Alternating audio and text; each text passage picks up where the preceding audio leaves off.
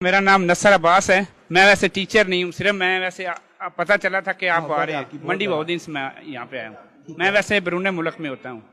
एक सवाल है कि पूरी दुनिया में जहाँ पे भी हम जाते हैं कि यहूदियों की चीज़ें अच्छी हैं, उनकी क्वालिटी अच्छी है, उनके चाहे खाने पीने की चीज़ें हैं या वैसे हैं, यहूदियों की चीज़ें अच्छी हैं। हम मुसलमानों की चीज़ें अच्छी नहीं होती, क्वालिटी अच्छी नहीं होती।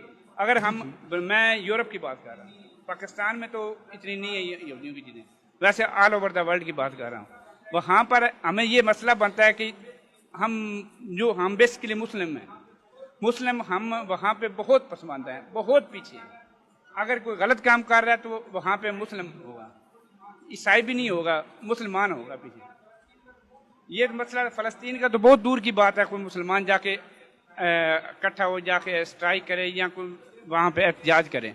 सिर्फ मसला ये कि हम मुसलमान थोड़ा तरीका बता दें हमें कि हम इसके लिए क्या पूछा। इसी बहाने चंद और बातें कर जाऊंगा आपसे।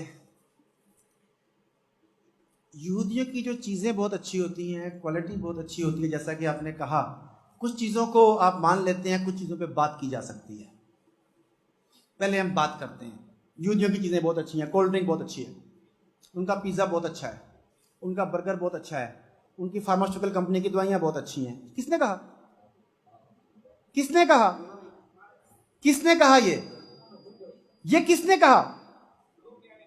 अच्छा, आप कह रहे हैं ना, आपको किसने बताया? अच्छा, अब मैं आप ही से पूछता हूं नए अंदाज में, कोक बेहतर है कि लस्सी बेहतर है? नहीं, उनसे पूछ रहा हूं, कोक बेहतर है कि लस्सी बेहतर है? ओके, बर्गर बेहतर है कि पराठा बेहतर है? अच्छा, पिज्जा बेहतर है कि कीमे वाला नान चंगा है? जी, मैं आपसे पूछ रहा हूं।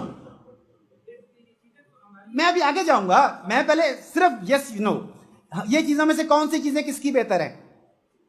ओके, अब आते हैं फार्मास्यूटिकल इंडस्ट्री, जिसे फार्मास्यूटिकल माफिया कहा जाता है इस वक्त, जिसकी दवाइयां और अब आपको वैक्सीन भी जबरी लगाई जाएगी, जो सारा कुछ होगा, ये एक माफिया है।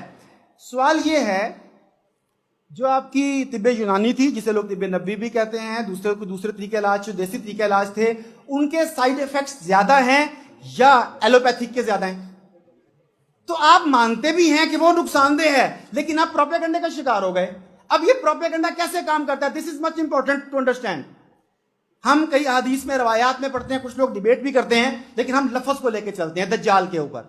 दज्जाल निकला दजल से, दजल कहते हैं झूठ को, झूठ कहते हैं फ्रेब को, वो कहते हैं कोक खुली, खुशियां खुली।